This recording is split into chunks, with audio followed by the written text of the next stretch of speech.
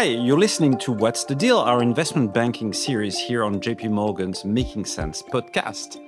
I'm your host, Daniel Rudnicki Schlumberger, head of leverage finance in EMEA at JP Morgan. Today, we're here to discuss the key takeaways from the latest European High Yield and Leverage Finance Conference. Conference concluded on September 6 in our London offices and featured over 1,500 participants, 80 presenting companies, with close to 3,000 organized touchpoints. I'm joined by Andrew Crook, the head of leverage finance sales, and Daniel Lamy, the head of European Credit Strategy Research. Andrew and Daniel, welcome back to the podcast. It's great to have you both here. Thanks for having us. Great to be here. Before we dive into this year's conference, I think it would be interesting for our audience to share a little bit more about your roles at JP Morgan. Daniel. So I run the European Credit Strategy team in London at JP Morgan. It's a publishing role. We produce top-down macro research on the European credit market across investment grade and leveraged finance.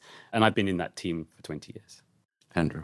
I am global head of leveraged finance sales, which at its core is high-yield bonds, leveraged loans, and convertible bonds. I have another hat as well, which is co-head of macro credit with Olivier Cashfinger. I've been London-based for 22 years, but the role, I'm excited to say, is taking me to New York. The family moved 2 weeks ago, so we're raring to go.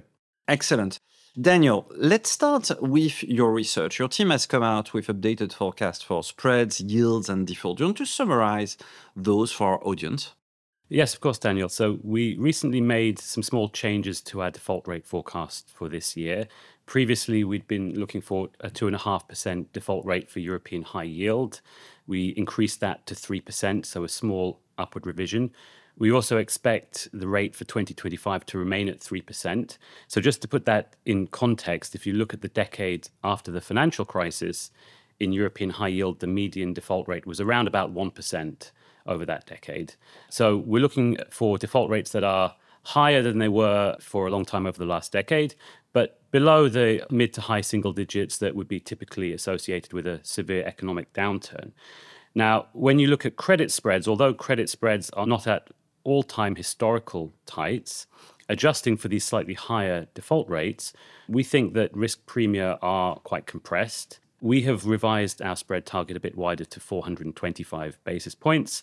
And from where we are today, that's equivalent to roughly 75 basis points of widening. So we're looking for some underperformance, but we're not looking for a very large-scale repricing because, again, we're looking for moderate but not very high default rates.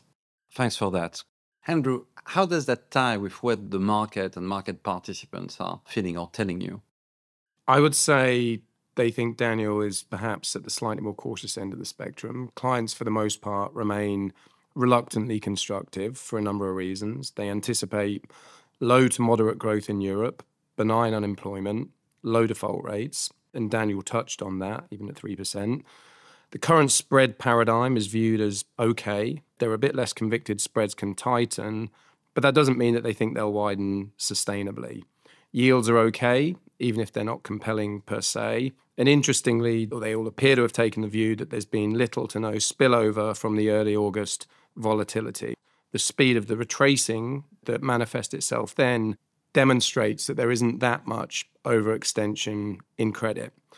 I think we may see from investors some patience rather than the aggressive pursuit of risk addition in secondary. I know we'll come on to talk about this, but my syndicate and DCM colleagues all guided towards a steady rather than spectacular pipeline.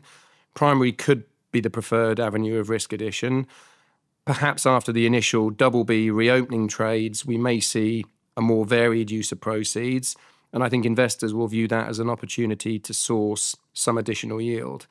There will be some appetite further down the quality spectrum too, meaning B3 or triple C, but I think that point is very specific to primary.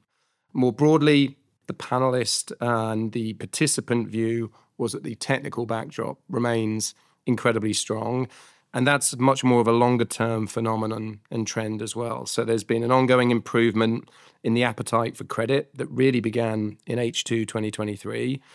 Demand hasn't really faded despite the rally in spreads. One panelist yesterday put it very succinctly when they said that it was less about timing And instead, it's about time in the market. And I think that's true at the moment. And investor feedback is that inflows can continue through the remainder of this year, and that they're also coming from a variety of sources, for example, fixed maturity mandates. That's very interesting. So what are your main takeaways, Andrew, from the conference, from these 3 days? The lazy answer from me would be for more of the same, because it does feel, and it has felt for a while, quite Goldilocks for credit. It's certainly more nuanced than that. And there were a number of themes that jumped out to me. I've talked a bit about technicals already, but we have a buy side that remains frustrated by the lack of supply, specifically net new money. We have a syndicate team that says that the increase in supply is perhaps going to be gradual, as well as, like, amongst the issuer community, there appears to remain a broad consensus on rate cuts. Issuers remain of the view that there's no rush to print, i.e. wait for a rate cut, wait for a call price step down, and this is obviously going to ensure that the technical strength persists because there's no rush on the issuer part to print. I think away from technicals, the fundamental story is quite an interesting one. Your PE capital markets panel yesterday, Daniel, I thought was really interesting.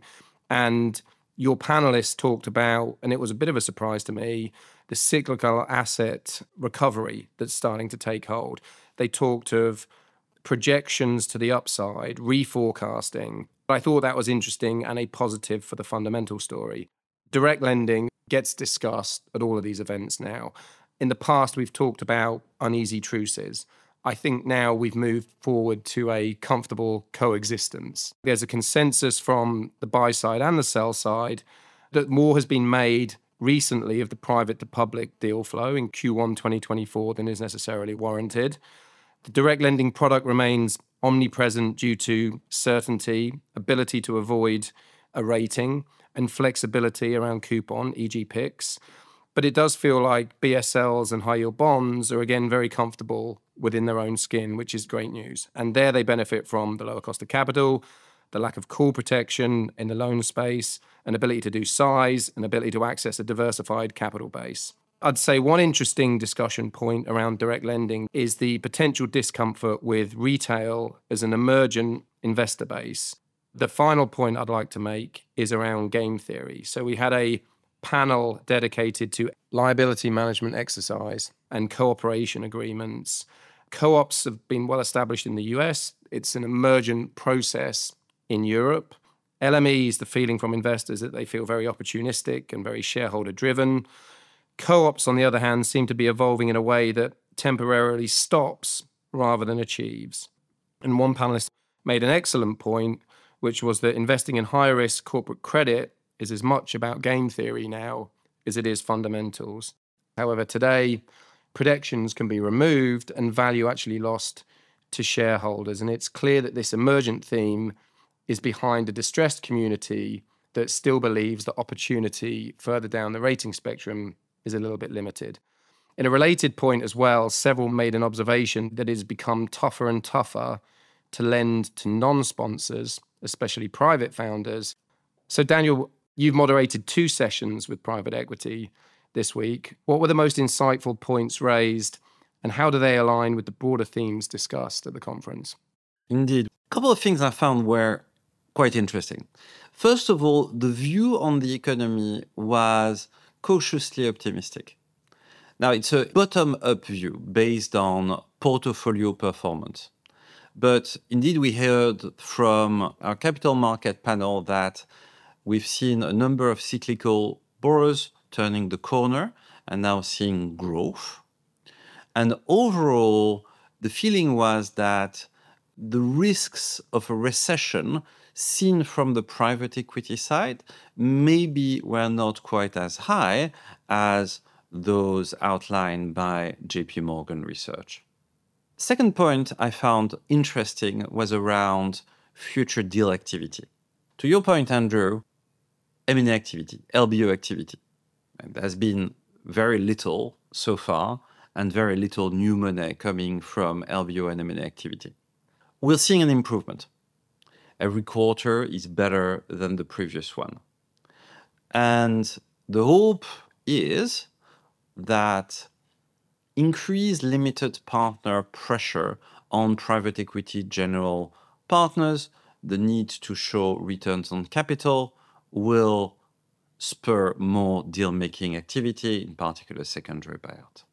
And our panelists agreed with that, but nobody should be expecting the floodgates to open and deal-making activity to go back to 2021 level or even 2018 or 2019. It's going to take some time. I think that's what we're seeing. That's what the market is expecting.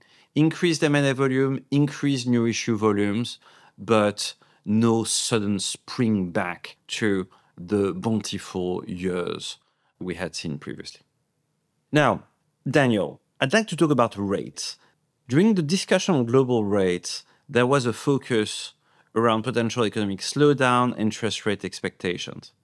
How do you see these trends impacting the market sentiment and capital flow in the European leverage funds market over the next few months? Thanks, Daniel. I think at the moment there is universal agreement that central banks will be cutting rates in the coming quarters. But there's a debate about how fast and how far they will be going. And this really comes back to the debate about the soft landing versus the recession. If you go back a few months, there was a strong feeling that the soft landing was almost assured. We'd seen economic data improving in the first half of the year. The US particularly had shown exceptional resilience. And even Europe had seen survey data improving over the first quarter of the year. Over the summer, there's been a bit of a pullback. Survey data has moderated a bit. Manufacturing, which we and our economists had predicted would turn a corner, has not bounced to the degree that we would like to see. And there's been some notable softening in the US labor market, which actually has not been echoed elsewhere. So it's not seen, for example, in the European unemployment rates. And this is really sparking a debate as to whether the US is going to see a more significant downturn. The unemployment rate data came out slightly lower than last month, but still up quite significantly from the middle of last year. Payroll growth has moderated. It's not convincing enough yet to suggest that we're in a recession. But at the same time, there's clearly some kind of slowdown. And if that slowdown continues with markets at very expensive levels, there is scope for a pullback. And that's one of the reasons why we're expecting wider spreads. Now, as far as that impacts interest rates, clearly, if we're in a weaker growth environment, then central banks are likely to cut even faster and further. But if that were to happen, high yield spreads likely would widen as yields don't move lower alongside government bond yields. At the same time, if the soft landing is likely to materialize and this is just a little bit of a soft patch and rate cuts then spur the economy into a second wind, then we could see some of those easing measures or priced out of the market. And I think in that scenario, we actually see very strong demand for leveraged finance because when you come back to it, all-in yields are still very attractive in the context of where they have been for the last 15 years or so. So at the moment, we're really watching the data and waiting for signs one way or the other. I just maybe at this point should say that although the recession risks have clearly increased in recent months, the house-based case doesn't have recession in the forecast. Daniel, if I could just turn it back to you. Andrew mentioned earlier that clients have been starved of supply. They'd clearly like to see more issuance. What do you see in terms of the outlook for leverage loan and high yield supply going forward? More of the same. So a lot of gross supply, but actually very little net supply, little new money. Year to date, 70% of the supply in Europe or leverage loan and high yield has been related to refinancing and amend to extend and repricings, with only 15% being M&A linked. You're probably going to see a little bit more in Q4 of M&A, but not that much more. We are going to continue to see, as long as spreads remain low, good volume of opportunistic issues doing quick refinancing-based trades, maybe a few dividend recapitalization, a little bit more M&A every quarter, but not a flood. So more of the same. Maybe to conclude after the supply side, I'd like your views on the environment overall and the risk of bounce of volatility in the next few months. Do you think we're going to be in a stable environment? How do you rate the risk of more volatility? I personally think we could see more volatility in the coming months. There's, of course, the growth debate that I already touched on. You also have an election coming up in the US, which is at least looking at the moment very close. So that means that investors don't have a lot of certainty over the medium-term direction of policy, and uncertainty can lead to volatility. There are also some other issues that could, not necessarily we think what they will, but they could lead to volatility. For example, euro area sovereigns and the budget setting process for next year, given that this is the first year that the new fiscal framework will be in force. We are going to see, I think, some debate between national governments and the European Commission over the extent of deficit reduction. And in some high deficit countries, that will mean potentially some very painful budget cuts. We're having some net growth in the market through dividend recaps and a little bit of M&A. And so the technical picture is perhaps a little bit more balanced than it was over the past year or two.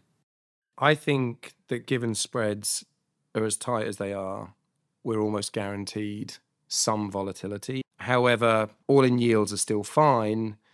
And whilst there's going to be periods that cause us to doubt this view, I still think time in the market rather than timing, as I referenced one of our panelists yesterday, ensures that investors won't panic, is my view. And I think end-user demand for credit products more broadly is going to ensure that investors are left with relatively little choice but to look through these periods of volatility. There are some major looming risk factors. We've got a big election in the US this year. There's Basel III Endgame that features prominently with investors, both as a concern as a potential source of opportunity, the potential impact on bank capital requirements there, on market-making activities of some banks, the impact on liquidity, choice, cost, stability, and ultimately confidence. My view, however, with all of those risk factors, with the exception of election risk, is that they're going to remain unresolved beyond 2024, and I'm certainly not smart enough to tell you what their likely impact will be further down the line. That's very interesting. As we wrap up, today we dived into the key takeaways from the 2024 European High Yield and Leveraged Finance Conference.